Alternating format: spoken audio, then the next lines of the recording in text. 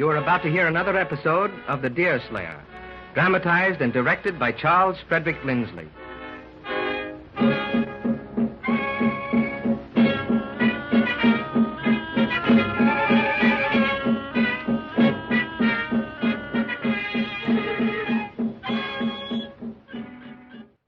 Hetty Hutter's mission to the Iroquois camp seems to have failed in its purpose to free her father and Hurry Harry. She reads from her Bible to Rivenoak, the chief, but he is unimpressed. When the girl asks what he intends to do with his captives, he replies sullenly that they must die at sunset. And he also tells her that the Indians have built a raft and intend to attack and burn Muskrat Castle, where Deerslayer, Chingachgook, and Judith are holding a council of war. The present episode opens at the castle, where the three friends are facing a serious prospect. It is just after sunrise, and Deerslayer has gone to arouse the Delaware chief.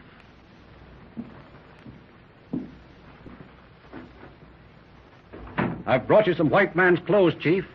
Here, put them on. No need, Deerslayer. Iroquois not know Chingachgook on lake. But you can't remain concealed for long. It's again all prudence to be seen in your war dress and paint. Wash off all them fiery streaks from your cheeks and put these garments on, and this hat. White man's clothes no good for Delaware chief. Listen, Chingachgook. If the Mingos know you are here, Wattawa will be in more danger. It's best to make the varmints on shore think that two white men are in the castle. I change. Judith has some breakfast ready for us in the main cabin. Come in when you get civilized. Did you find it hard to persuade him, Deerslayer? He's a Delaware born, Judith. But when I used Wattawa as an argument, he came around. He seems very fond of his Delaware girl. Is she pretty, Deerslayer? The best-looking maiden in the whole tribe. You should hear her voice and see her when she smiles. And do you say she was stolen by the Iroquois? Just plain kidnapped when she was away with her father and mother on a fishing trip. Do the Indians love their children? The red man has the same feelings we do. Yes, they love their children. And Chingachgook loves his gal. That's why he's come to rescue her. Oh, this whole business is horrible. We must do something at once. Hetty will have no influence. She thought her Bible would convert the enemy, but she's probably a prisoner herself by this time. Did you tell your Delaware friend about the chest and the things we found? Not yet. But I have some of these elephant things in my pocket, and I'll show them to him when he comes. Well, here he is. Well, Chingachgook, the Mingos won't recognize you in that garb. Why, you look civilized as a Christian. My face is almost as brown as yours, and we could both pass as white men at a long distance. Yeah, sit down and eat while we make plans. Tell him about the chest, Judith. We've been trying to find things to buy Father's ransom, and we opened an old chest that he's always kept secret. We found some wonderful clothes embroidered with gold and lace, some handsome dresses, a pair of silver pistols, and some ivory elephants. I have some of them here, Chief. Take a look. I call them idols. Look at his eyes, Judith. Did you ever see Indian greed before? I told you. Good. White animals buy whole tribe of Iroquois. Deerslayer, I hear steps on the platform outside. Someone is coming. Keep back. Let me see through the chink here. It's a Mingo, Judith. I do believe the varmints have come off on a raft. Give me my rifle and keep in the corner. Chingachgook, go in the next room. You mustn't be seen yet. It is an Indian, but Hetty's with him. Judy! Deerslayer! Don't be afraid. We're alone. We have no arms. We've a message from the Iroquois. Open the door, Judith, while I keep the savage covered. Don't fire, Deerslayer. He's not armed, I tell you. Come in, Indian, and sit down. Hetty, are you safe? Tell us, did you go to the enemy camp? Did you see Father? What did the chief say? Yes, I saw Father. I did not stay with him long, though. I went at once to the Chief Rivenoak. I read him texts from my Bible. What did he say? At first he said Father and Hurry were to be killed at sunset. Then he came later and said he was wrong, that what I had read from the good book was right. Then he put me on a raft and sent me with the Indian to the castle. Didn't I tell you, Judy, about the power of the Bible? If it were true, it would be a miracle. Let me talk a little with Hetty. Was this raft made after you reached the Indian camp, gal? Or was it ready-made? The raft was ready-made and in the water. Could that have been a miracle? Yes, an Indian miracle. You found the raft ready-made and waiting for its cargo, huh? It was as you say. The raft had been built. They put me on it and told this young man to row me off here. And the woods is full of the vagabonds waiting to know what's to be the upshot of the miracle. No, I comprehend the affair now. But let me keep my eyes on this young bloodsucker, or he'll borrow a canoe without asking. I see he has his eye on them elephants. He's been too busy studying them to notice much else since arriving here. Listen, Mingo. Forget them white elephants for a minute. I want to talk to you. Where t'other, pale brother? He sleeps. How did you know there was another? See him from shore. Iroquois got long eye. See beyond cloud. See bottom great spring. Can you tell me, boy, what your chief intends to do with their prisoners? Scalp. When? Tonight. Sunset. Why not take them to your wigwams? Wigwam full. Scalp sell high. Small scalp, much gold. That explains it. Now look here, lad. Those white men belong in this castle. See them white animals you've been admiring? You go back to your chief and say we will give him 2 of the ivory creatures as ransom, 1 for each scalp. Go back and tell him this, and bring me the answer before sunset. White man let Injun take one animal? Show, chief? No, your chief would never see it. You can tell him all about it. Now get out. But bring me the answer before sunset.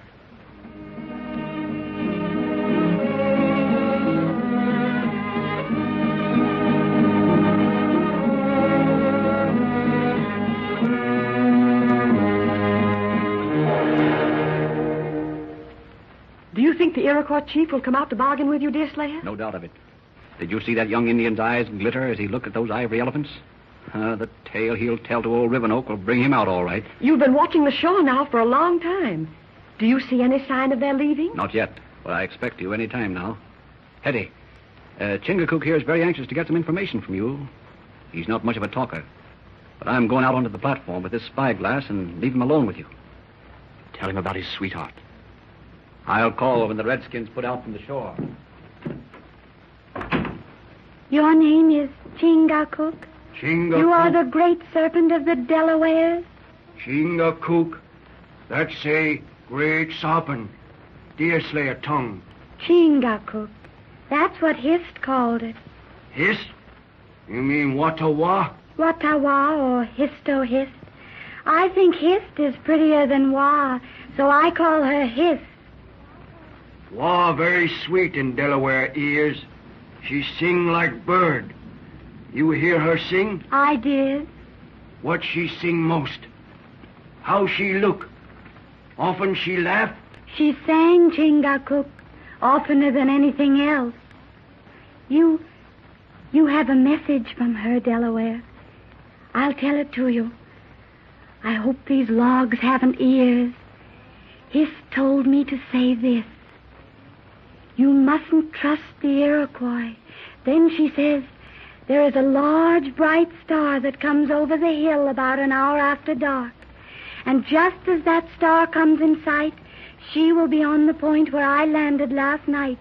And this, you must come for her in a canoe. Good. Chingachgook understand. And now let me tell you something for myself.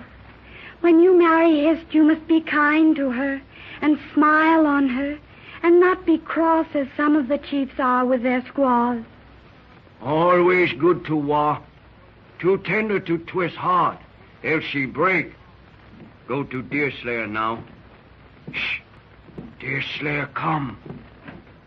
The Iroquois have put off from the shore, Chief. I want you to help me watch them. There's no telling what deviltry they're up to. Well, did you hear from Watawa? Wa meet me tonight when star come over hill.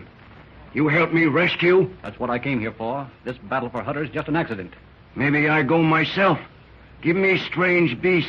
Me take canoe. Deerslayer, the Iroquois are getting close. All right, gal. I don't like your plan, Delaware. Canoe you shan't have. Why put your forces in the enemy's hands before the battle's fought? But we'll talk more about this later. Let's tend to the business in hand. Come out and tell me what you think of the raft. I've been trying to see, Deerslayer, if they have any firearms. Well, I couldn't find any, but they might have some hidden in the hemlock brush they've laid across the logs. Anyway, there are only 2 of the enemy. They can't hurt us. Don't you think they should stop now? We can talk from here. Yes, you're right. All right, Mingos. Stop where you are. Are you chiefs? Or have the Mingos sent me warriors without names on this errand? My name Rivenoak, Iroquois chief. What's your errand? Why do you come on logs that are not even dug out? Iroquois, no duck to walk on water. What pale-face name? One of your warriors who started for the happy hunting grounds yesterday morning gave me the name of Hawkeye because my sight happened to be quicker than his. My brother Hawkeye, he sent message to Hurons. Say he has beast with 2 tails. Show them to Rivenoak. Very well. Here, I'll toss you one. If it's not returned, this rifle will settle the point between us. Catch! Do you think he'll return it, Deerslayer? Look at them stare at it. They think it's an animal with 2 tails. It passes beyond anything they ever saw in these woods. Well, what do you say, Rivenoak? Has my pale-faced brother any more such beasts? Yes, but one's enough to buy 50 scalps. One of my prisoner, great warrior, tall as pine, strong as moose.